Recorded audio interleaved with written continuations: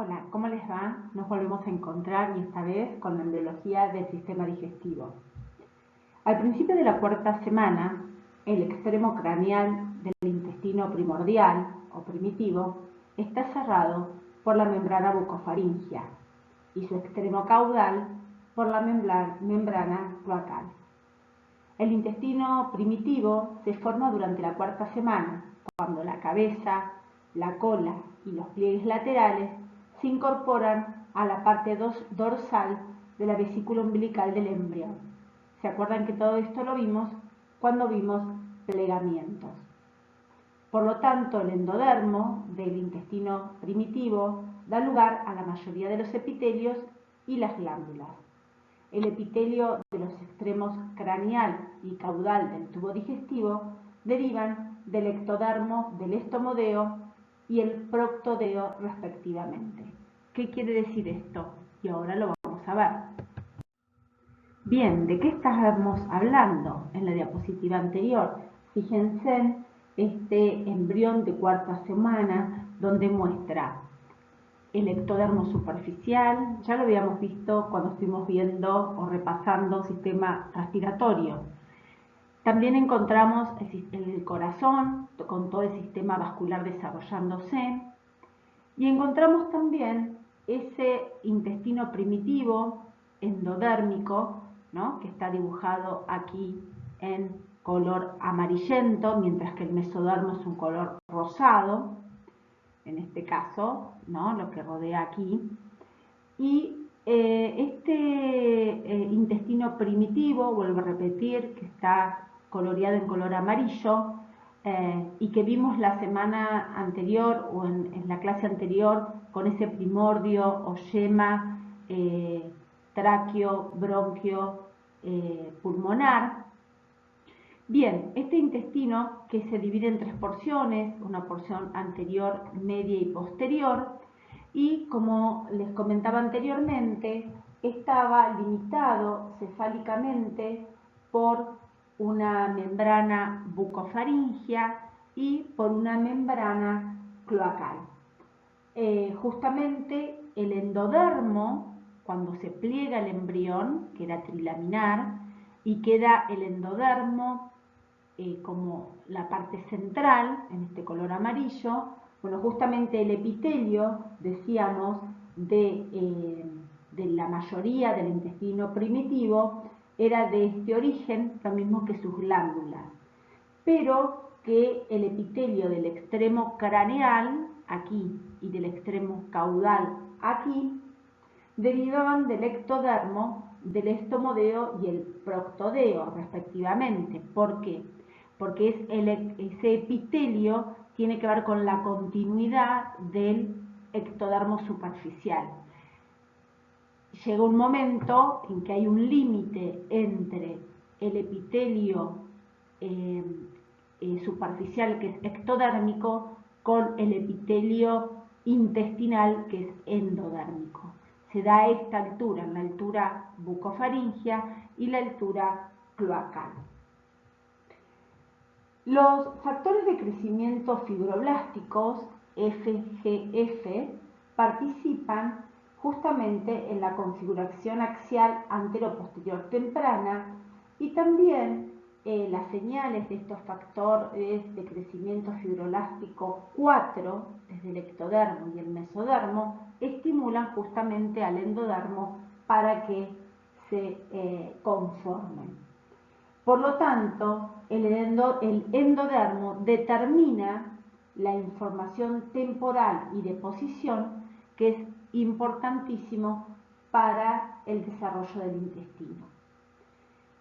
El músculo, el tejido conjuntivo y otras capas de la pared del tubo digestivo que ustedes ya estudiaron en histología derivan del mesénquima esplácnico que rodea a este intestino primitivo, o sea, el mesodermo que va a rodear a todo este endodermo. Así como lo veíamos coincidentemente en la porción respiratoria, lo mismo pasa con la porción digestiva. Los factores del mesénquima que van a estimular son las proteínas FOF, o sea, FOXF, que controlan la proliferación del epitelio endodérmico, que secreta un factor denominado Sonic Berghoff, que es SHH, ahora lo vamos a ver, que ayudan a la proliferación justamente de este intestino. Con fines descriptivos, al intestino lo vamos a dividir en un intestino anterior, un intestino medio y un intestino posterior.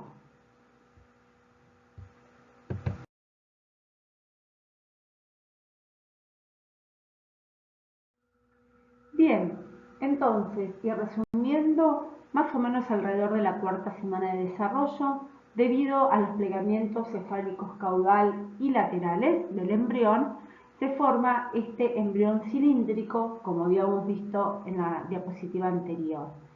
A consecuencia de esto, el saco vitolino, al incorporarse su porción dorsal al embrión, va a formar el intestino primitivo, que, como dijimos, se divide en un intestino anterior, medio y posterior.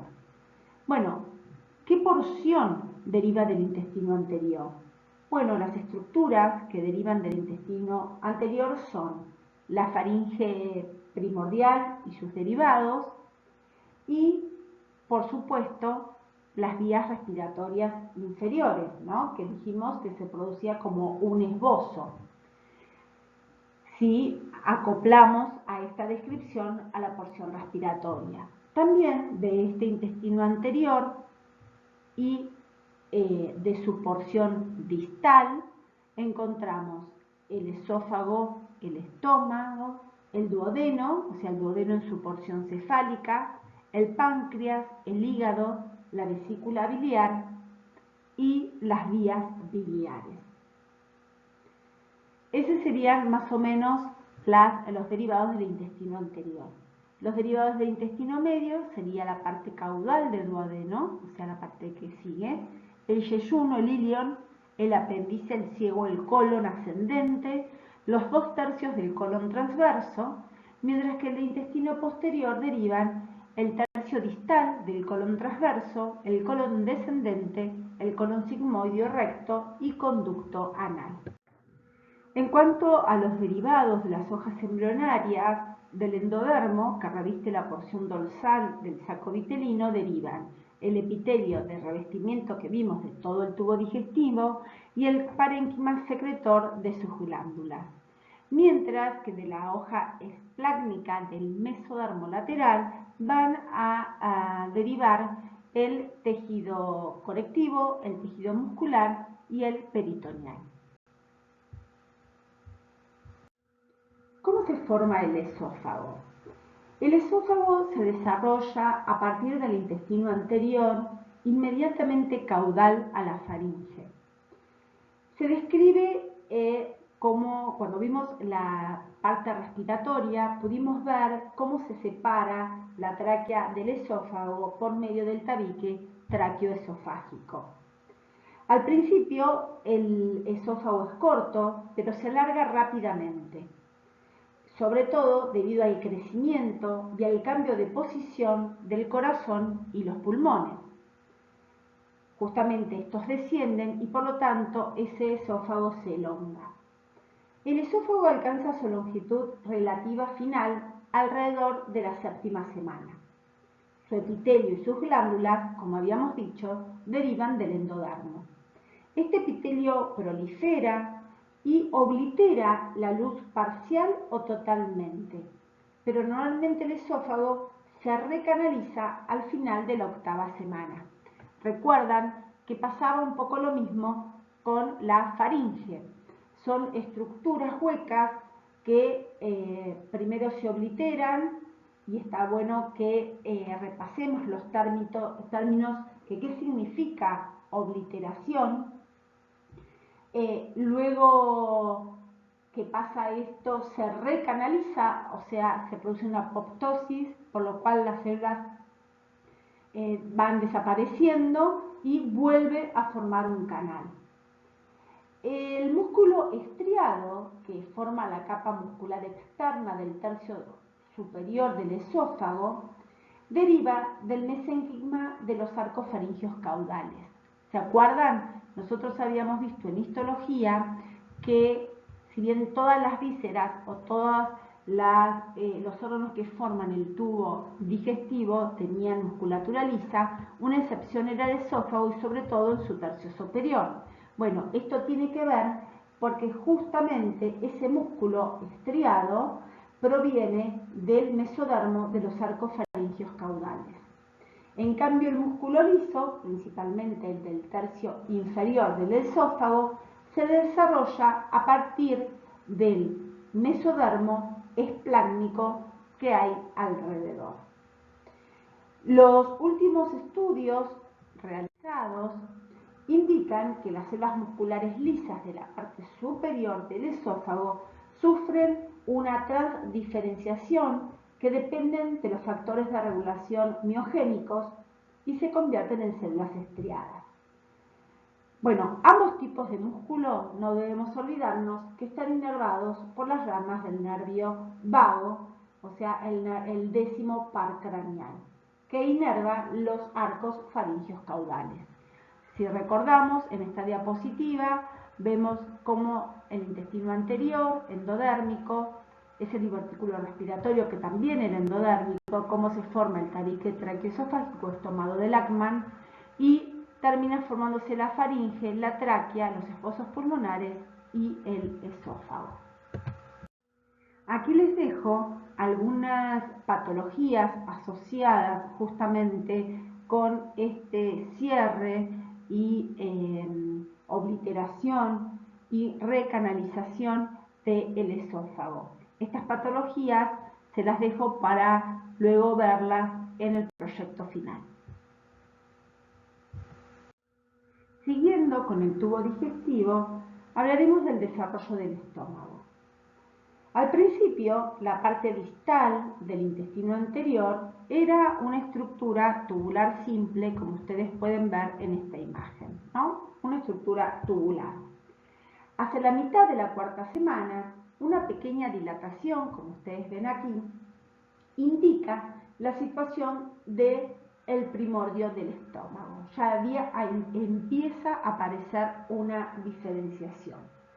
Primero aparece como una dilatación fusiforme de la parte caudal o distal del intestino anterior, que inicialmente está orientada en el plano medio, ¿no? O sea, esta es la línea media, no hay mucha diferenciación entre un lado o el otro.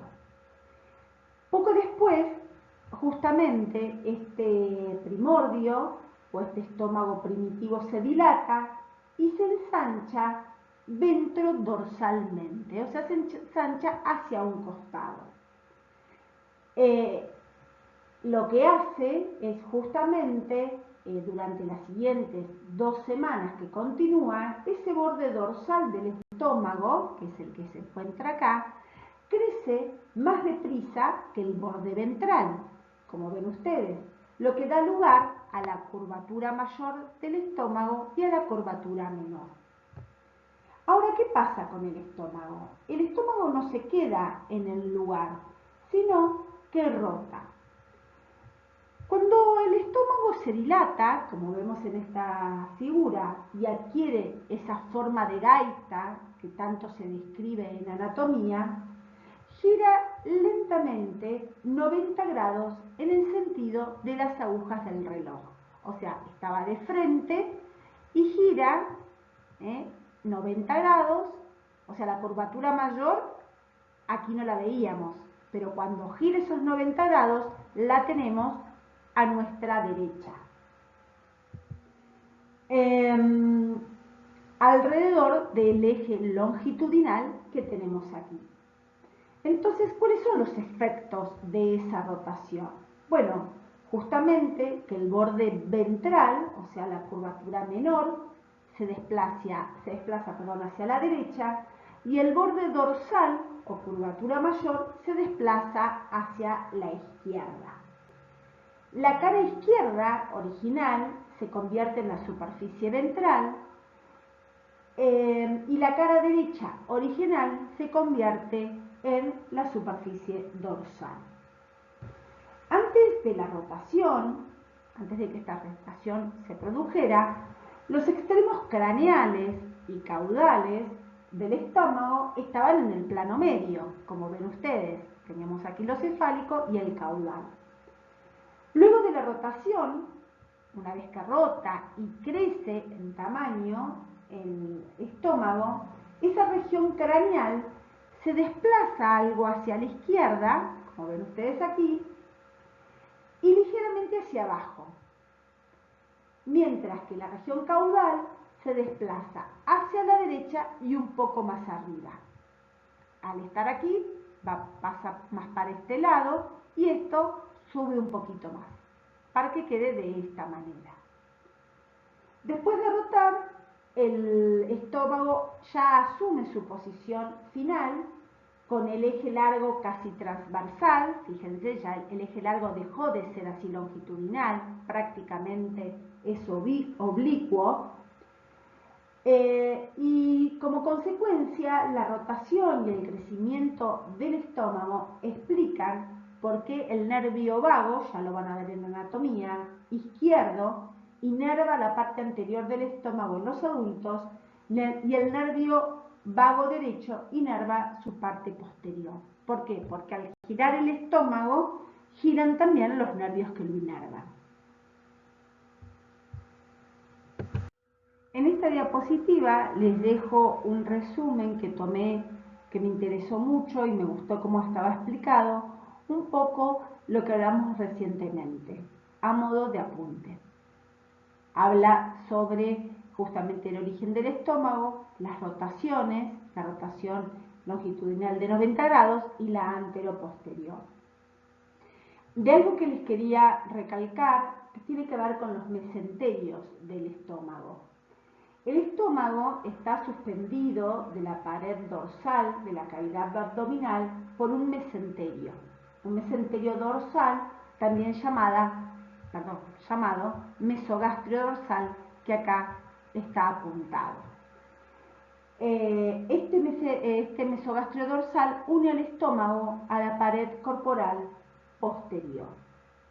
También hay un mesogastrio ventral primitivo que también sujeta al estómago y une el duodeno con el hígado y la pared abdominal ventral, o sea que une al estómago a la pared corporal anterior.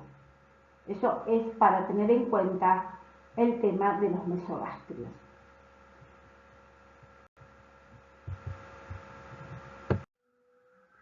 Con respecto al desarrollo del duodeno, al principio de la cuarta semana, el duodeno empieza a desarrollarse desde la pared caudal o distal del intestino anterior.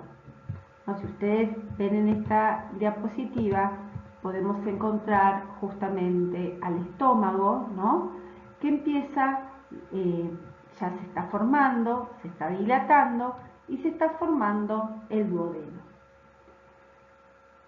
La parte craneal o proximal del intestino medio y el mesodermo esplácnico asociado a esas partes endodérmicas del intestino primordial ayudan o colaboran a su formación.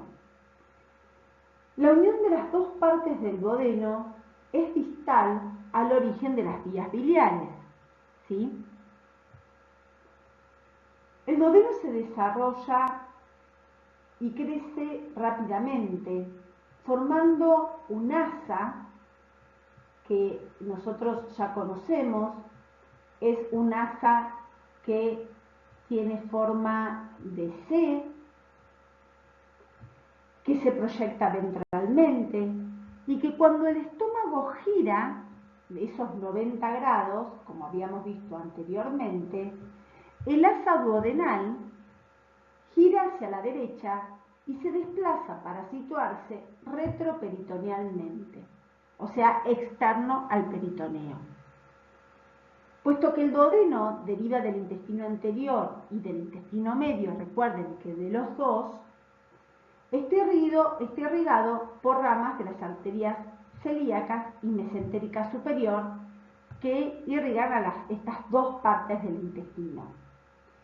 Durante la quinta y la sexta semana, la luz del duodeno se va haciendo cada vez más estrecha y se oblitera también temporalmente debido a la proliferación de las células epiteliales. Normalmente ese duodeno vuelve a vacuolizarse cuando las células epiteliales se degeneran y se recanaliza al final del periodo embrionario. En ese momento casi todo el mesenterio ventral del duodeno ha desaparecido. Entonces, por lo tanto, el duodeno formado por, recuerden, tanto el intestino anterior como el medio, ¿sí?, va formándose y va girando a medida que se van formando los diferentes órganos que lo acompañan. De la misma manera que con el estómago, les dejo aquí un pequeño apunte con algún dato más sobre la formación del duodeno. El intestino medio. Las estructuras que derivan del intestino medio son el intestino delgado, incluyendo el duodeno en su parte distal, hasta la abertura del conducto colédoco. También forma parte de él el ciego, el apéndice, el colon ascendente, el colon y la mitad derecha a 2/3 del colon transverso. Estas estructuras que ahora vamos a señalar, como habíamos visto, dijimos duodeno, habíamos dicho también parte del, incluyendo el duodeno, dijimos la parte distal hasta la abertura del colédoco, y también dijimos que formaba parte el ciego, ¿no?, el apéndice, el colon ascendente y la mitad, o sea, los 2/3 del colon transverso, ¿no?, que aquí se ve un poquito mejor. Bien, estas estructuras que derivan del intestino medio están irrigadas por las arterias mesentéricas superiores, como ustedes lo están viendo en este esquema. La arteria del intestino medio es esa puntualmente. Ahora, cuando el intestino medio se prolonga, forma un asa intestinal, que es esta que ustedes ven aquí. Esta asa intestinal ventral en forma de U, que se proyecta hacia los restos del celoma extraembrionario en la parte proximal del cordón umbilical. En esta fase, el celoma intraembrionario se comunica con el celoma extraembrionario, o sea, en el ombligo. ¿Recuerdan que quedaba como una prolongación? Esta asa intestinal del intestino medio es lo que se denomina una hernia umbilical fisiológica, que se produce al principio de la sexta semana. El asa se comunica con la vesícula umbilical a través de un conducto denominado, que ustedes, acá está, lo que les está hablando, que es el conducto ónfalo, es difícil de pronunciar, ónfalo-mesentérico, o ónfalo-entérico también, ¿no?, que es estrecho, que es el tallo vitelino, y esto se produce hasta la 10ª semana. La hernia umbilical fisiológica se produce porque no hay espacio suficiente en la cavidad abdominal de ese embrión en desarrollo para el rápido crecimiento del intestino medio. Por lo tanto, el espacio se hace más pequeño, también debido principalmente a que crece mucho el hígado y los riñones durante este periodo. Esa asa intestinal del intestino medio tiene un extremo craneal proximal y un extremo caudal, y está suspendido de la pared abdominal dorsal por un mesenterio alargado. No tenemos que pensar que, y de hecho sabemos que los bebés no nacen con esta hernia umbilical, sino que luego esa hernia umbilical vuelve a su lugar original en el tiempo. Bueno, ¿cómo rota esa asa intestinal? Ahora lo vamos a ver. Entonces, viendo justamente ahora lo que estábamos hablando, recuerden que estamos hablando del intestino medio. La cavidad abdominal se hace pequeña, hay un gran crecimiento del hígado, y aquí no se ve, pero de los riñones. Por lo tanto, esas asas intestinales que también crecen no caben o no quepan dentro de la cavidad abdominal. Por lo tanto, son llevadas o empujadas hacia justamente este conducto onfalomesentérico, donde quedan allí por un tiempo hasta que vuelven a la cavidad abdominal. Me pareció que esta imagen lo representaba mucho mejor. Mientras estas asas intestinales se encuentran en el cordón umbilical, que es este que está aquí, el asa del intestino medio gira 90 grados, en sentido opuestos a las agujas del reloj, y alrededor del eje de la arteria mesentérica superior que recuerdan irrigaban toda esta porción. Eso hace que el extremo craneal, o sea, el intestino delgado del asa del intestino medio, se desplace a la derecha y el extremo caudal, que es el intestino grueso, se desplace hacia la izquierda. Durante esta rotación, el extremo craneal se prolonga y forma las asas intestinales. Por ejemplo, el primordio del yeyuno y del ilio. Entonces, las asas intestinales comienzan a volver a la cavidad abdominal, motivado, entre otras cosas, porque el riñón, que estaba en formación mesonéfrico, está en regresión, porque hay una disminución ya del hígado, que no crece tan rápidamente, y porque el aumento, o sea, no solo crece los órganos, sino que también crece el embrión en sí mismo, entonces aumenta el volumen de la cavidad abdominal y pueden regresar. Pero no siempre pasa esto, y eso lo van a tener que estudiar ustedes cuando veamos o cuando hagamos el cierre. En la quinta semana se forma o se diferencia el intestino posterior. Se lo ve en la región más caudal del intestino primitivo, se extiende desde el tercio distal del colon transverso hasta la región posterior de la cloaca. De él se forma, como dijimos en un principio, el tercio distal del colon transverso, el colon descendente, sigmoideo, recto y porción superior del conducto anal. Su revestimiento epitelial es endodérmico, ¿no?, del intestino posterior, que también forma el revestimiento interno de la vejiga y de la uretra. Eso lo vimos también cuando vimos sistema urinario. Y está irrigado por la arteria mesentérica inferior. ¿Se acuerda que el intestino medio está por la arteria mesentérica superior?